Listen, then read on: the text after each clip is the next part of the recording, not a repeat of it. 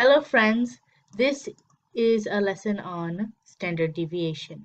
Now standard deviation is when you take a set of values and find how much it deviates from the mean. Now a few values, or should I say symbols, that I think you should note is that this symbol right here means it's the sum of all the values. This value means it's the individual item, so like the 13 or the 14 or the 15. This is the mean. That means you add up all those xi values divided by the number of values it is, which is represented by n here, and you get the mean. This sigma means that how much it deviates from the mean value.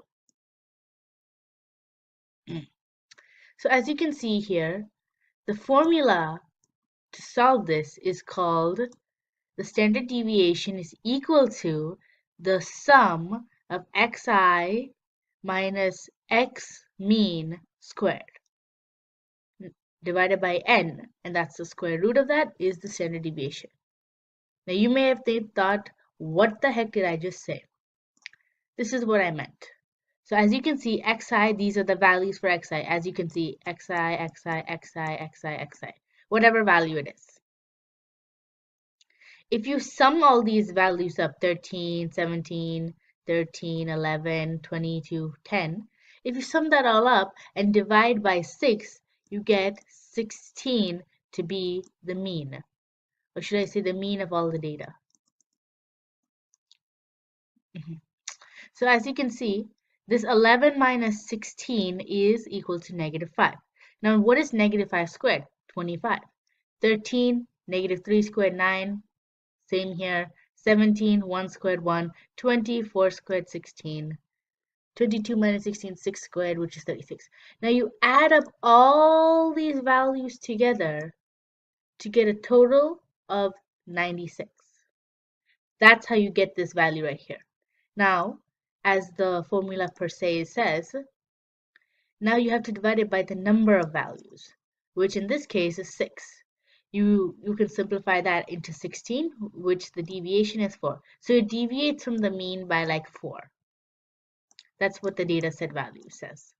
Another example is this one, where you add up all these values divided by the value n, and you get the mean to be 73. Then you take each individual value right here, minus it by the mean value, then whatever the difference is, you square it, and all the squares of all the different xi values, so the xi minus mean squared values, you add up all of them depending on the number, whether it's 5, 4, 3, 2, 1. You add them up, you get this total right here. And then you divide that total by the number of values, which in this case is 5, 1, 2, 3, 4, 5. And then you square root that. And I simplified it here. I square rooted it, and this is my deviation value. This is a really simple method to do it, but it's a little bit time consuming in certain prospects. I mean, on a SAT exam, would you actually want to do every single little value with your calculator, or do you want some trick to do it so you can spend more time on the more time consuming questions instead of this? This may look hard, but it's really easy. It's just time consuming.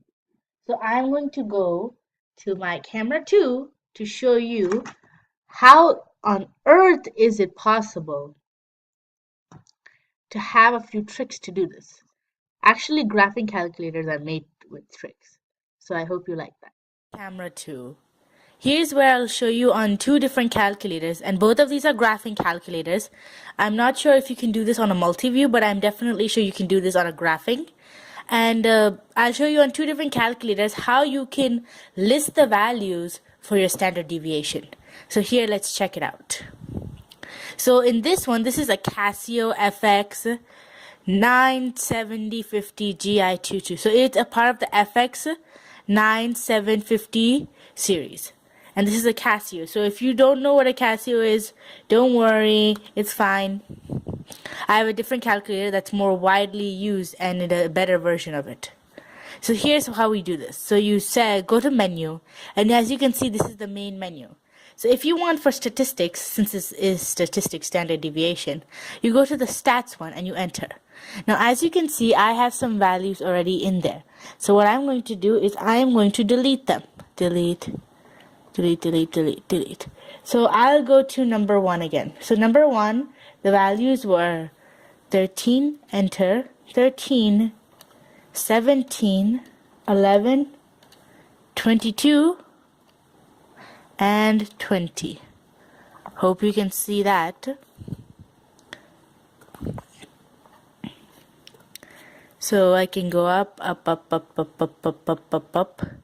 So as you can see, I already inputted my values. Now, how do I find the mean, the mode, the standard deviation? And this is a really neat trick, because your graphing calculators tell you everything about it. So on an exam like subject SAT math, or even the PSAT, or just the math section on the regular SAT, this is a good trick if they ask about standard deviation.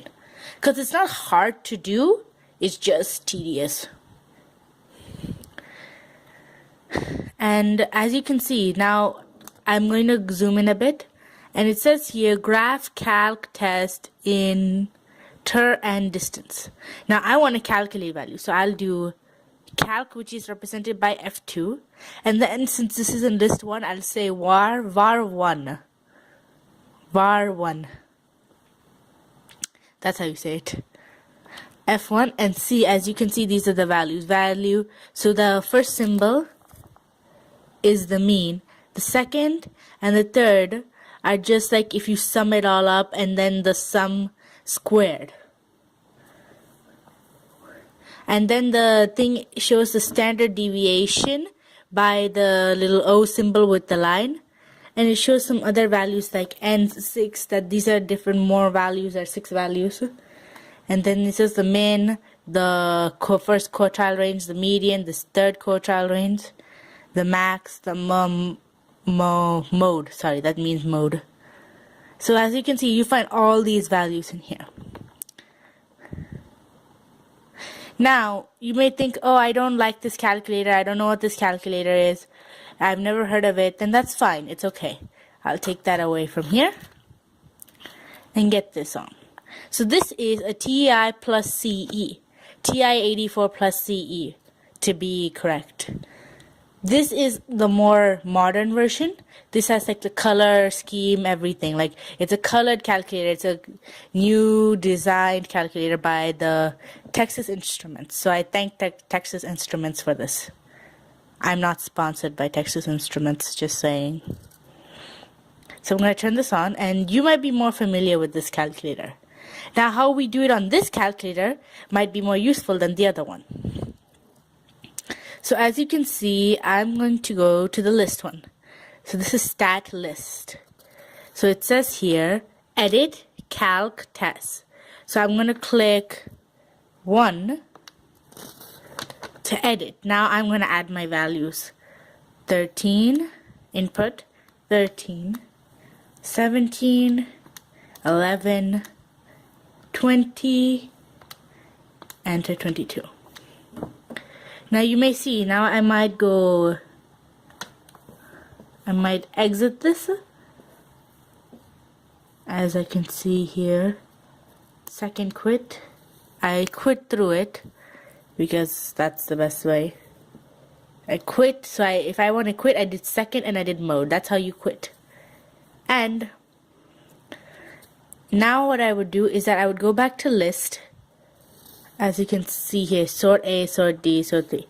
So I'm going to click the right arrow key and go to calc and do enter, and then it'll show you this list. So what you have to do is go down to calculate and do enter.